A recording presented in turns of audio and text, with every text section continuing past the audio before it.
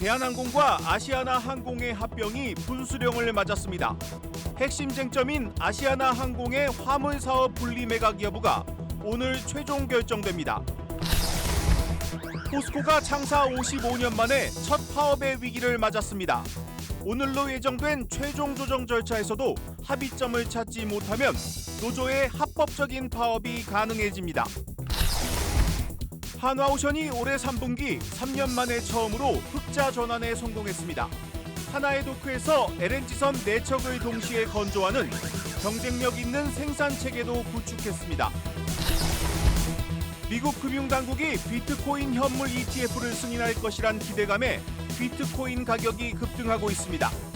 ETF가 상장되면 최소 13조 원의 자금이 유입될 것이란 전망이 나오고 있습니다.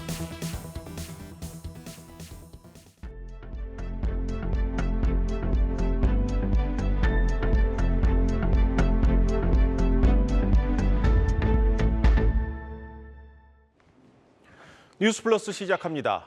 지난 3년간 이어진 대한항공과 아시아나항공의 합병이 오늘 결정적인 선택을 앞두고 있습니다. 아시아나항공이 오늘 오후 2시부터 이사회를 열고 핵심 쟁점인 화물사업 분리 매각 여부를 논의하고 있습니다. 그 결과가 곧 발표될 예정입니다.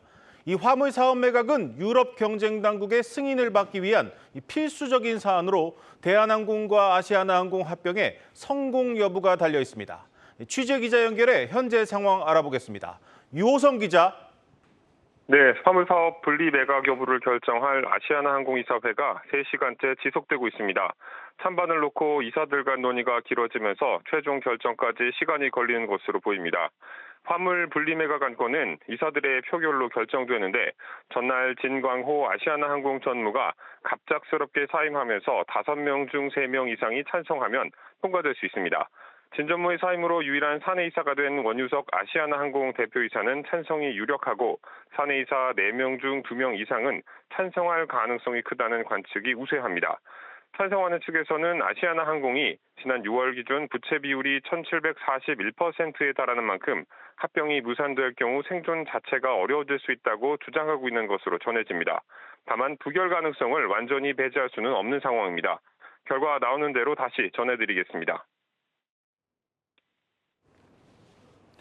포스코가 창사 55년 만에 첫 파업의 위기를 맞았습니다. 오늘 오후 3시부터 시작된 최종 조정 절차에서도 합의점을 찾지 못하면 노조의 합법적인 파업이 가능해집니다.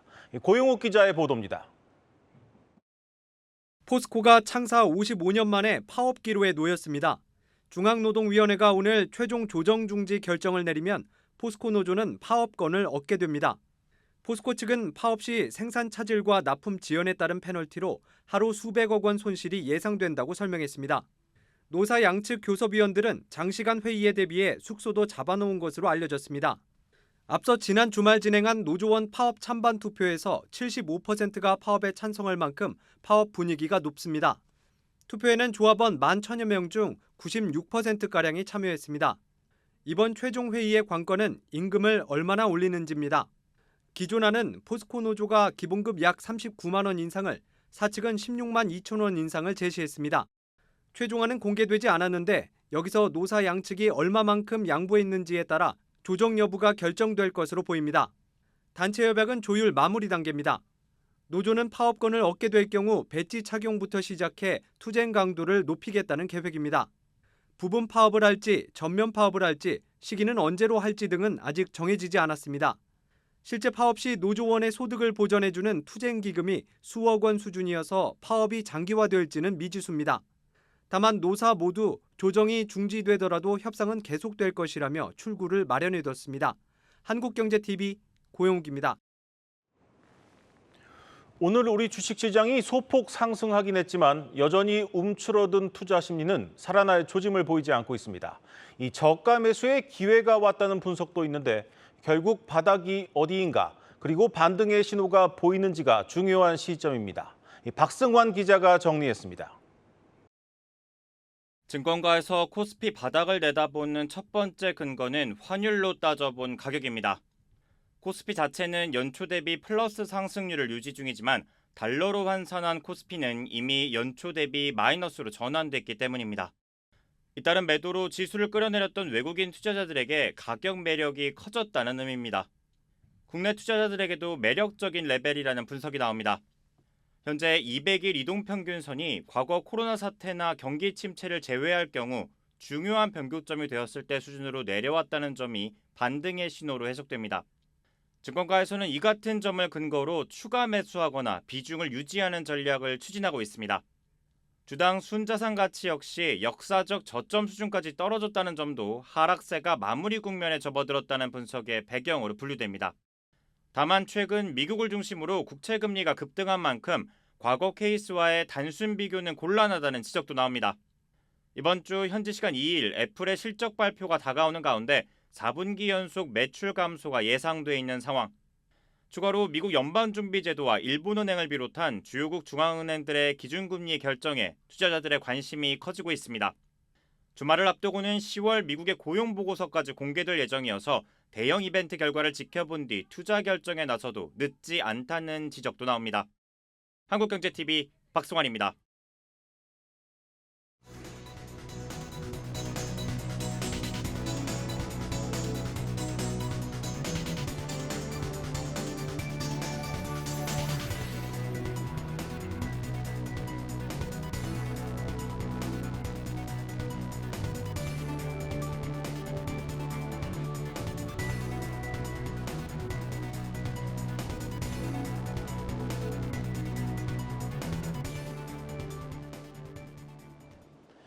마켓플러스입니다. 오늘 시장 흐름부터 정리해 보겠습니다. 자, 전 거래일에 이어서 오늘 양시장 모두 빨간불을 켜내면서 거래를 마쳤는데요.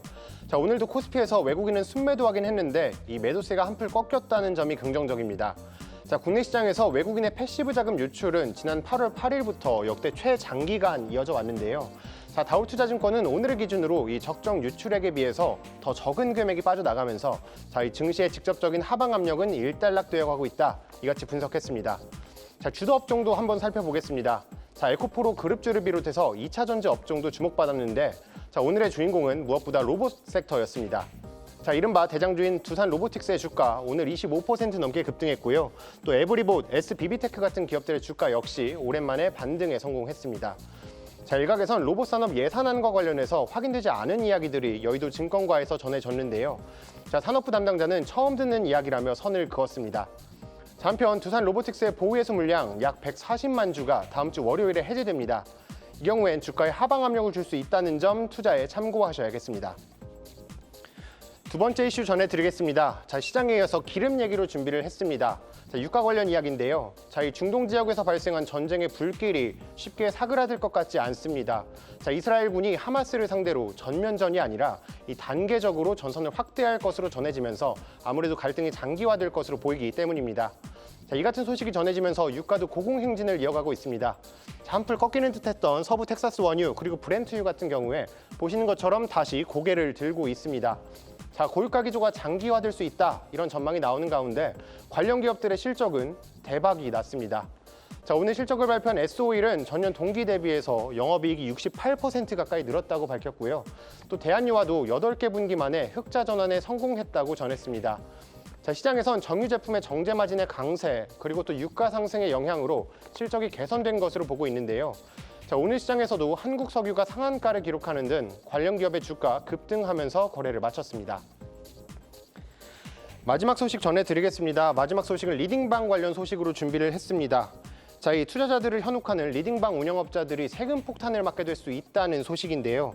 자, 국세청은 오늘 주식 그리고 코인방 리딩업체 등 105명에 대해서 세무조사에 착수했다고 밝혔습니다.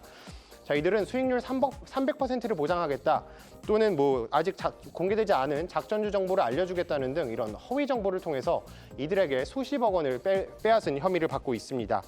자, 국세청 관계자는 민생을 침해하는 탈세자에 대해선 더욱 엄정하게 세무조사를 할 것이라면서 자, 모든 수단을 활용해서 세금을 추징하겠다고 밝혔습니다.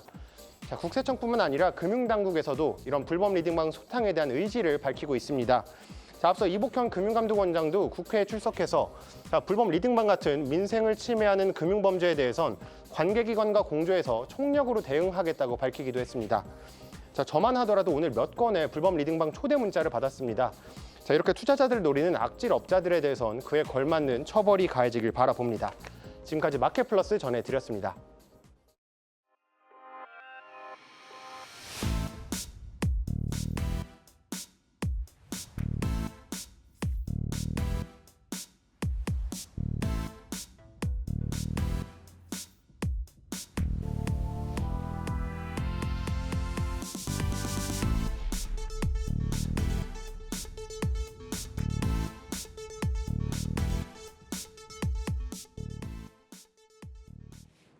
한화오션이 올해 3분기 3년 만에 처음으로 흑자 전환에 성공했습니다. 이 조선업 초호황기를 맞아 오히려 일할 사람이 부족한 상황인데 한화오션은 로봇으로 돌파구를 찾고 있습니다. 이 4년 후에는 모든 용접을 로봇이 담당하게 됩니다. 배창학 기자가 현장을 다녀왔습니다. 한화오션 거제 사업장 내 7개 도크에서는 6주마다 한 척씩 배가 만들어지고 있습니다. 조선업 슈퍼사이클로 몇 년치 일감이 쌓였지만 인력 부족으로 수요 대비 공급이 모자란 상황입니다. 외국인 노동자를 고용하려 했지만 이들 역시 고난도, 고위험 직군을 기피하긴 마찬가지. 한화오션은 협동 로봇의 손을 빌려 인력난을 해소하고 있습니다. 로봇 수백 대를 현장에 투입해 작업자의 피로도가 높은 돌림, 수직, 수평 용접에 활용하고 있는 겁니다. 한화오션이 자체 개발한 로봇의 무게는 10kg대로 경쟁사의 10분의 1 수준입니다. 한화오션에 따르면 로봇 투입 이후 작업 시간은 5배 가까이 빨라져 생산량이 크게 늘었습니다. 2027년까지 용접을 완전 무인화해 현재 10% 중반인 자동화율을 70%까지 높인다는 목표입니다. 이를 위해 공항 관제탑 개념의 디지털 생산센터를 설립해 운영 중에 있습니다. 디지털 생산센터에서는 약 490만 제곱미터, 여의도 1.5배 면적의 조선소와 선박들을 실시간 관리하고 있습니다. 또 로봇을 원격으로 조종해 생산성을 높이고 있습니다. 최신 ICT 기술들을 접목하여 전 조직이 데이터 기반으로 유기적으로 연결되어 데이터 기반의 의사결정이 가능하고 자율적으로 운영되는 스마트하고 안전한 생산체계 구축입니다. 한화오션은 앞으로 스마트야드 구축을 위해 3천억 원을 투자하기로 했습니다. 6천억 원을 출자하기로 한 친환경 선박 또한 한화오션의 미래 먹거리 중 하나입니다. 한화오션은 국제해사기구 IMO의 환경 규제에 따라 암모니아, 메탄올, 수소같이 탄소 배출이 없는 연료를 연구하고 있습니다. 화석 연료를 떼어서는 이러한 규제들을 만족할 수가 없습니다. 그래서 이 친환경 연료로 대체 연료로 전환이 되어야지 국제사회가 원하는 규격을 맞는 선박들을 보급할 수 있습니다. 중장기적으로는 무탄소 선박 시대를 열어 2040년 매출 30조 원, 영업이익 5조 원을 달성한다는 계획입니다. 한국경제TV 배창학입니다. 이 관피아라는 단어 많이 들어보셨을 겁니다. 이 관료 출신 인사들이 민간에 진출해 마피아만큼 끈끈한 인맥으로 서로 밀어주고 끌어준다고 해서 붙여진 이름입니다. 이제는 사라질 때도 된 단어 같은데 이 금융위원장 출신인 임종용 회장을 맞은 우리금융그룹에 때 아닌 관피아 바람이 불고 있습니다. 이 과거 금융위원장 시절 민간 기업에 대한 인사 개입을 막겠다는 약속까지 했는데 민간금융그룹 회장이 되고 나서는 후배들 챙기느라 약속을 잊은 것 같습니다. 서영교 기자의 보도입니다. 민간 금융기관에 대한 인사 개입은 바람직하지 않고 그러한 소신을 앞으로도 관철하는 데 최선을 다하겠습니다. 2015년 3월에 열린 임종용 당시 금융위원장 내정자의 인사청문회. 주요 화두는 관피아, 정피아 척결 문제였습니다.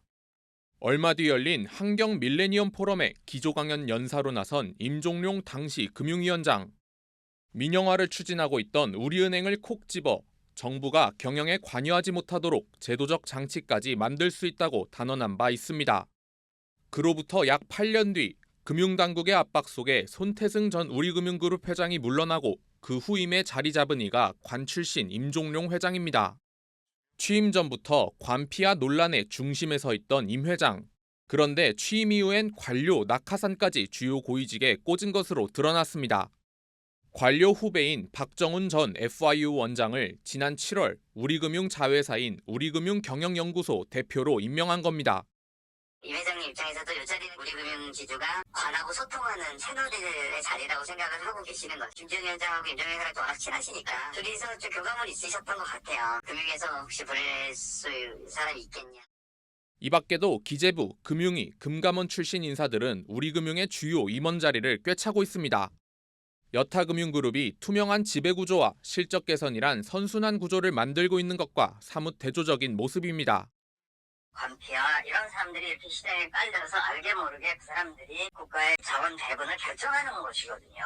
이렇게 하다 보면 어떤 인간이 갖고 있는 창의성이라든지 미래 지향성이라든지 또는 이제 장기적인 안목이라든지 들어갈 틈이 없어지는 거죠. 외환위기 이후 정부가 20년 넘게 주인 역할을 해왔던 우리금융.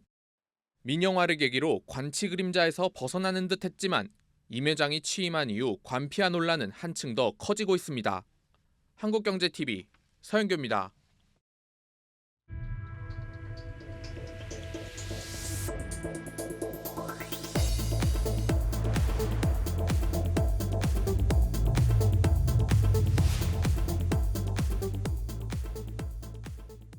이번 주는 세계 주요국들이 금리와 환율을 움직이는 슈퍼위크입니다.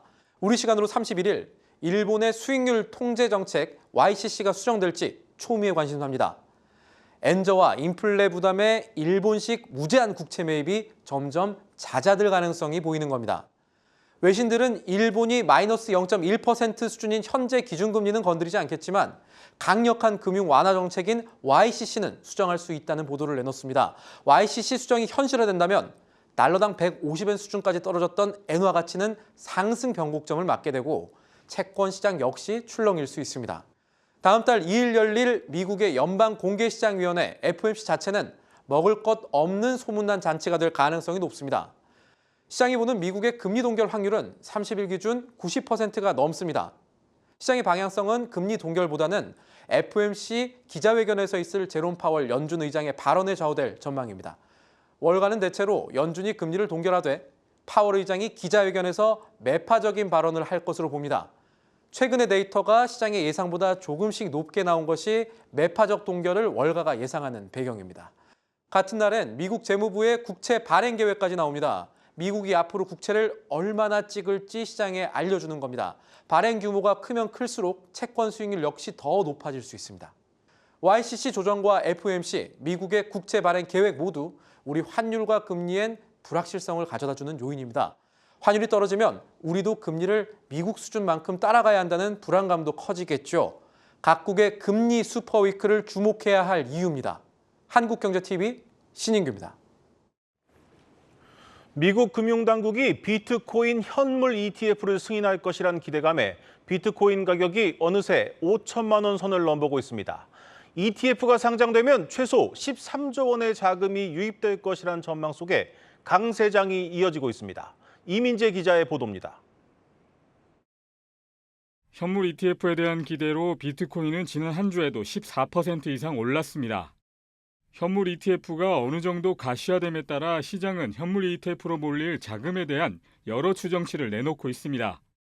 현물 ETF는 거래 규모만큼 현물을 수탁해야 하기 때문에 ETF 운용사들이 비트코인을 사들이면 가격에 영향을 주기 때문입니다.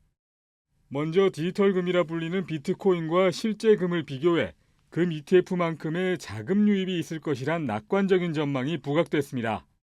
금 ETF 운용 자산은 900억 달러, 우리나라 돈으로 120조 원이 넘습니다. 가치 저장 수단으로서 이제 금이랑 어떻게 보면은 좀 유사한 면도 있고 경쟁하는 면도 있어서 금이 많이 이제 피어로 쓰이긴 하고요. 블랙록 등은 전 세계 자산 운용 자금을 고려해 더 낙관적으로 200조 원 이상 자금이 유입될 것으로 내다봤습니다. 반면 규제 변수 등을 고려해 보수적인 전망치도 제기됩니다. 여기서는 상대적으로 금 ETF보다 규모가 적은 은 ETF가 비교 대상으로 거론됩니다. 은 ETF 운용 자산은 13조 원 수준입니다. 다만 시장에서는 최소 은 ETF 수준의 자금이 유입된다고 해도 비트코인 시장에는 긍정적인 영향을 줄 것으로 보고 있습니다. 은 ETF의 규모가 마운트곡스가 보유한 비트코인 규모의 2배가 넘기 때문에 내년 말 주요 변수로 꼽히는 마운트곡스발 수급 우려를 상쇄시킬 수 있다는 점이 대표적인 이유입니다. 미국 SEC가 현물 ETF와 관련해 블랙록 외에 10여 곳의 신청서를 검토하고 있다고 밝힌 가운데 승인 시점과 흥행 여부에 따라 비트코인으로 향할 ETF 자금 규모가 갈릴 전망입니다. 한국경제TV 이민재입니다. 아파트 분양가가 연일 치솟으면서 서울은 물론 수도권에서도 국민평형 아파트 분양가가 대부분 10억 원을 넘기고 있습니다. 앞으로도 분양가가 계속 오를 것이란 전망 속에 아예 경매나 갭 투자로 눈을 돌리는 사람들이 늘고 있습니다. 신동호 기자입니다. 이번 주 청약 접수를 시작하는 이문 아이파크자이. 이른바 국민평형으로 불리는 전용 면적 84제곱미터의 분양가는 13억 원에 달합니다. 지난 8월 인근에 분양한 아파트 분양가가 10억 원 수준이었던 것을 감안하면 3개월 만에 3억 원이나 오른 겁니다. 문제는 공사비 상승과 공급 부족이 겹치면서 분양가가 더 오를 것이라는 데 있습니다. 신축에 대한 분양가는 규제가 풀려 있잖아요. 지금보다 내려갈 위는 거의 없어요. 다만 이제 규제 지역으로 갑자기 바뀌어서 그럼 싸게 나오겠죠. 문제는 물량이 안 나오겠죠. 그렇죠. 대안이 없으면 청약을 할 수밖에 없고요. 고분양가에 고금리까지 겹치자 선뜻 나서지 못하는 투자자들은 대안을 찾고 있습니다. 최근 매매 전세 가격이 동반 상승세를 보이면서 1억 원 내외로 투자를 할 수 있는 갭 투자가 대표적입니다. 특히 매매 가격 하락폭이 컸던 경기 김포와 인천 송도 등을 중심으로 갭 투자가 성행하고 있습니다. 실제로 송도의 한 아파트는 불과 5천만 원의 갭 투자가 이뤄졌고 김포 아파트도 1억 원이 채 안 되는 가격에 진행됐습니다. 경매 시장의 경우 주요 지표들을 보면 인기를 실감할 수 있습니다. 감정가 대비 낙찰가 비율은 올해 들어 최고치에 달했고 서울 아파트 경매 진행 건수는 7년 3개월 만에 가장 많았습니다. 주거 여건이 좋은 상급지 아파트와 주요 재건축 단지로 수요가 한꺼번에 몰린 겁니다. 다만 전문가들은 대출 이자 부담이 늘어난 점을 고려해 알짜 단지 중심으로 선별적인 투자가 이루어져야 한다고 조언했습니다. 한국경제TV 신동호입니다.